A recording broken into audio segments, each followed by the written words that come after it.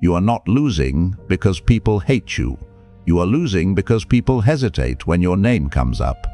That hesitation is reputation, and it is more expensive than hatred. A man can survive enemies. Enemies are clear. Enemies show themselves. Enemies give you a direction to move against. But hesitation is different. Hesitation is quiet. Hesitation does not announce itself. It does not insult you in public.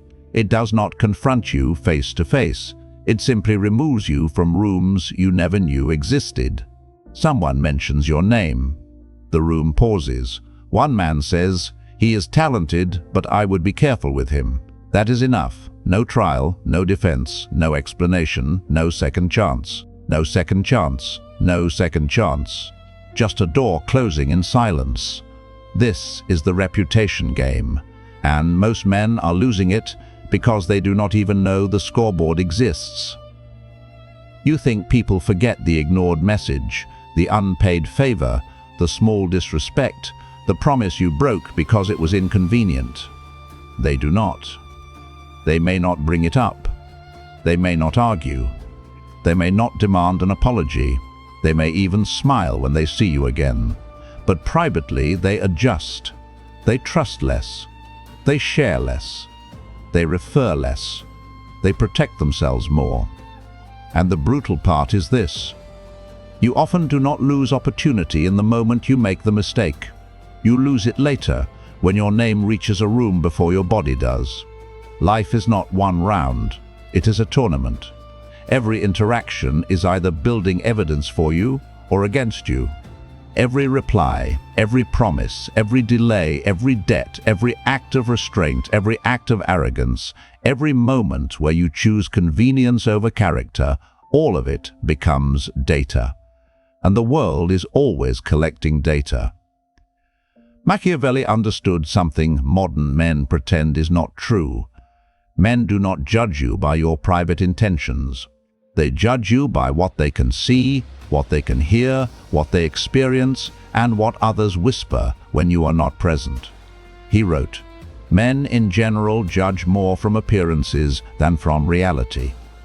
Most men hear that and think it means appearance is fake. No, it means appearance becomes social reality. If people perceive you as unreliable, you are unreliable in the marketplace of power. It does not matter that you had reasons. It does not matter that your mind was complicated. It does not matter that your heart was misunderstood. The world does not reward your hidden explanation. The world responds to your visible pattern. That is why reputation is merciless. You may have excuses. People remember behavior. You may have pain. People remember cost. You may have changed. People remember what trusting you used to feel like. This is where weak men become angry. They say, "But they do not know the real me." That sentence sounds emotional, but underneath it is entitlement.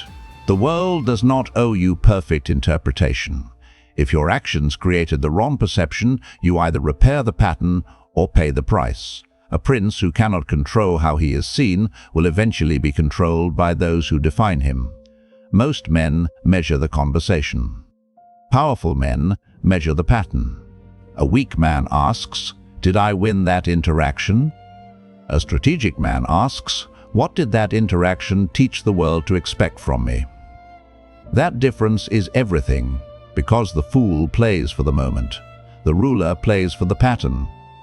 Most men are addicted to winning the immediate round. They want to win the argument, win the deal, win the text exchange, win the ego battle, win the room for 10 minutes. So they cut corners, they exaggerate, they withhold, they manipulate, they disappear when accountability arrives. They take the benefit and avoid the cost, and in the moment, it works. That is why bad strategy is seductive. The lie pays quickly. The broken promise saves time. The ghosted message avoids discomfort. The unpaid favor preserves money. The disrespect gives the ego a cheap sense of superiority. But the payment comes later, and later is where powerful men collect. To understand reputation, you must understand the difference between two kinds of games: a one-time game and a repeated game.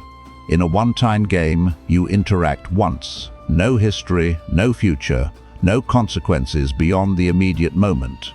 If you can take the advantage and disappear, short-term logic says take it. But real life is rarely a one-time game. Real life has memory. The other man remembers. The network remembers. The market remembers. The family remembers. The industry remembers. The woman remembers. The friend remembers. The man you underestimated remembers. And even when they say nothing, they adjust. They offer less. They trust less. They share less. They refer less. They invite less. They protect themselves around you. You do not always see the door close. Sometimes the door closes in silence. No confrontation, no warning, no announcement, just an opportunity that never reaches you, a call that is not made, a recommendation that is not given, a room you are never invited into. And because you never saw the door, you call it bad luck. It was not luck. It was reputation. This is the fatal mistake. Most men treat life like a series of disconnected moments. They behave as if each interaction disappears when the conversation ends. They lie on small things. They ghost people because replying feels inconvenient. They borrow and forget. They ask for help and vanish after receiving it. They treat service workers like furniture. They disrespect people beneath them. They flatter people above them. They use friends as emotional dumping grounds. They take loyalty for granted. They confuse access with entitlement. Then years later, they wonder why nobody serious trusts them. They wonder why opportunities avoid them. They wonder why powerful people keep them at the edge of the circle, but never bring them inside. They wonder why their name creates hesitation. But the game was recording the entire time. Every small defection became data. Every shortcut became evidence. Every broken promise became a silent vote against their future. Understand this clearly. A lie does not only hide the truth, it teaches people that your words require inspection. A broken promise does not only disappoint once, it makes every future promise cheaper. Ghosting does not only avoid one uncomfortable response, it tells people your availability depends on convenience, not character. Disrespect does not only wound the person in front of you, it tells every witness how you behave when you think someone has no power. Cutting corners does not only save effort, it tells serious people that you cannot be trusted with bigger stakes. Using someone does not only give you a temporary advantage, it creates a hidden enemy. And hidden enemies are expensive. They do not always attack immediately. They wait. They withhold. They refuse to help. They warn others. They remember your name. They block you quietly when your ambition finally reaches their territory. This is why the man who wins every small advantage often loses the larger war. He collects benefits, but he also collects resistance. He moves through life creating people who have no reason to help him, and many reasons to enjoy his failure. That is not dominance. That is strategic poverty. The unsupported man must understand this better than anyone. Because if you have no family network, no inherited status, no powerful uncle, no one opening doors, then your reputation becomes your first form of capital. You cannot afford to move carelessly. You cannot afford to be known as emotional, unreliable, bitter, entitled, sloppy, dishonest, or unstable. You do not have the luxury of being protected by a famous last name. You must build a name that protects itself. Every interaction must become a brick. Every kept promise, a brick. Every clear boundary, a brick. Every disciplined response, a brick. Every time you return value, a brick. Every time you refuse to betray your standard, a brick. Until one day, people say your name differently, not loudly, carefully, with respect. That is the beginning of power. Reputation compounds silently. That is why some men seem lucky when they are not lucky at all. They are trusted. People call them first. People recommend them privately. People warn them early. People introduce them upward. People forgive their mistakes faster. People give them access other men never see. From the outside, this looks like privilege. Sometimes it is. But often, it is reputation compounding after years of disciplined behavior. The man who kept his word when the stakes were small gets trusted when the stakes become large. The man who showed restraint when insulted gets trusted with conflict. The man who gave value without begging for applause gets remembered when opportunity appears. The man who treated people well before they had leverage gets defended when he is not present. That is power. Power is not always domination. Sometimes power is being absent and still protected. Sometimes power is not needing to explain yourself because your pattern has already spoken for you. Sometimes power is walking into a room where people already believe you are serious before you say a word. That does not happen by accident. It is built, brick by brick, action by action, restraint by restraint. And this is where most ambitious men fail. They want the reward of a powerful reputation, but they do not want the discipline that creates one. They want respect, but they speak loosely. They want trust, but they overpromise. They want access, but they leak instability. They want loyalty, but they are not reliable. They want opportunity, but their name carries risk. A man cannot demand trust from a world he keeps teaching to doubt him. Now understand this clearly. Strategic cooperation is not weakness. It is not people-pleasing. It is not being soft. It is not letting people use you while you smile like a fool. Strategic cooperation has 3 rules. Start clean. Watch behavior. Punish defection calmly. You start clean because you do not poison a relationship before the other person reveals his nature. You do not lie first. You do not betray first. You do not disrespect first. You do not create enemies through insecurity and call it strength. You give the game a chance to produce cooperation. But you watch. You watch who keeps promises. You watch who disappears under pressure. You watch who respects your boundary the first time. You watch who acts differently around power. You watch who praises you publicly but resents you privately. You watch who becomes uncomfortable when you become disciplined. Do not obsess. Do not become paranoid. Just watch. Power belongs to the man who studies patterns without needing emotional confirmation. Most men cannot see patterns because they are addicted to explanations. Someone disrespects them and they explain it away. Someone lies and they rationalize it. Someone uses them and they make excuses. Someone crosses a boundary and they call it complicated. No. A man reveals himself through repeated behavior. Once is a signal. Twice is a pattern. 3 times is a system. And when someone shows you his system, stop negotiating with your own evidence. This is where nice men fail. They cooperate after defection. They keep giving. They keep explaining.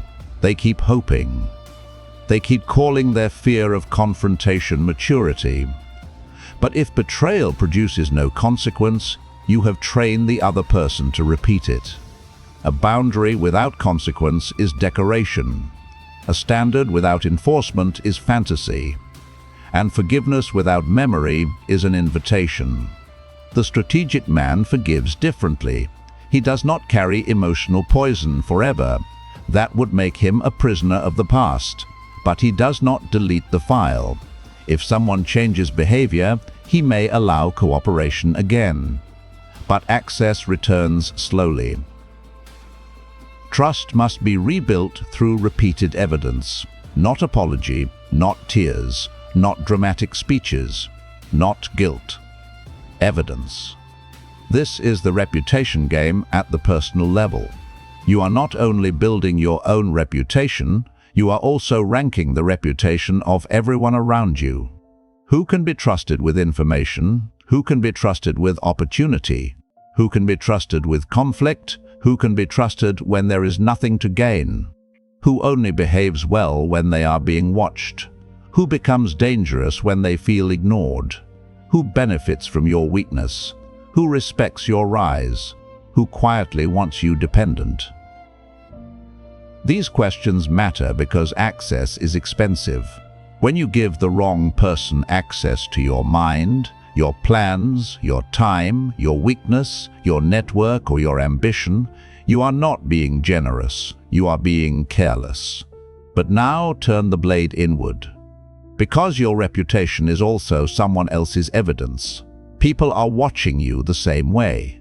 They are watching whether you do what you said, whether you show up on time, whether you return value, whether you gossip, whether you fold under pressure, whether you become arrogant when you get a little status, whether you treat weak people with contempt and powerful people with submission. That last one matters. A man who bullies downward and flatters upward is not powerful.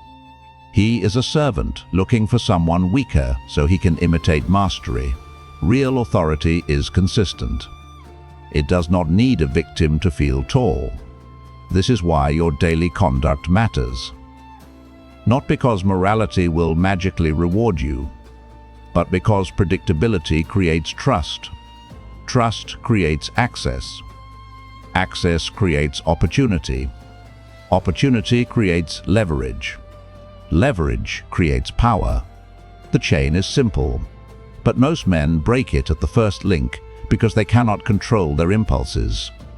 They want the fruit, but they neglect the root. They want doors to open, but they poison the name that reaches the door first. They want to be respected, but their behavior trains people to prepare for disappointment. Here is the practical law. Treat every interaction as if it may repeat. Not because everyone matters equally, they do not. Not because every person deserves unlimited access, they do not. But because you rarely know which small moment will echo. The waiter may know the owner. The rejected applicant may know your future client. The quiet man in the corner may be the one everyone asks after you leave. The person you mock today may become the person standing between you and the opportunity you need tomorrow. The network is larger than your ego can see. So move accordingly. Keep your word. Pay your debts. Answer cleanly. Do not overpromise. Do not perform loyalty you do not intend to maintain. Do not use people and call it strategy. Do not mistake short-term extraction for power. Do not confuse being feared with being distrusted. There is a difference. Fear can preserve authority when backed by strength. Distrust destroys cooperation. If people fear your standards, they may respect you. If people distrust your character, they will protect themselves from you. And once serious people begin protecting themselves from you, your upward path narrows. They may smile, they may nod, they may even praise you publicly. But privately, they will not give you the keys. That is the punishment for a damaged reputation. You remain visible, but not trusted. Known, but not recommended. Present, but not invited deeper. Close to power, but never inside it. Now ask yourself the question most men avoid. What does your name currently do when you are not in the room? Does it create confidence or hesitation? Does it make people say, "Bring him in"? Or does it make them say, "Be careful with him"? Does your name open doors, or does it require explanations? That is the real audit. Not how you see yourself, not how hard you think you work, not how misunderstood you feel. The real audit is what your pattern has trained people to believe. And if you do not like the answer, do not complain. Rebuild the pattern. For the next 90 days, live as if your reputation is your first business. Keep every promise smaller than your ambition. Reply with clarity. Arrive prepared. Stop speaking loosely. Stop borrowing attention you do not intend to repay. Stop giving your word casually. Stop venting to people who will remember your weakness longer than your pain. Stop treating your emotional state as an excuse to become unreliable. Stop making people guess where they stand with you. Stop acting like discipline only matters when the reward is visible. The invisible moments are the ones building your future. How you act when there is no applause. How you respond when your ego is bruised. How you treat people who cannot currently help you. How you handle rejection, delay, debt, disagreement, and temptation. That is where the world studies you. That is where your name is built, not in the speech, not in the performance, not in the image you edit for public consumption, in the small exchanges, in the moments you thought did not matter, because they did. They were marks, and marks accumulate. The final law is this: your reputation travels faster than your explanation. By the time you explain, people have already felt the pattern. By the time you defend yourself, the room has already adjusted. By the time you say, "That is not who I am," your behavior has already argued against you. So stop living like your future will never meet the people from your present. It will. The man you ignore today may hold the door tomorrow. The promise you break today may cost you the alliance tomorrow. The small dishonor you excuse today may become the story people use to define you tomorrow. Every interaction is a deposit or withdrawal from your future power. Most men are overdrawing the account. Then they call the consequences unfair. Do not be most men. Play the long game. Be cooperative, but not soft. Be forgiving, but not forgetful. Be ambitious, but not dishonorable. Be useful, but not available for exploitation. Be clear enough that people know cooperation with you is profitable, and betrayal has a cost. That is how a man with no support builds invisible capital. That is how he turns isolation into discipline, discipline into proof, proof into trust, trust into leverage, leverage into power, and power into freedom. Your reputation is not what you say about yourself. It is what your repeated behavior makes undeniable. Subscribe to Depths of Psyche if you are building a reputation strong enough to open doors before you enter the room.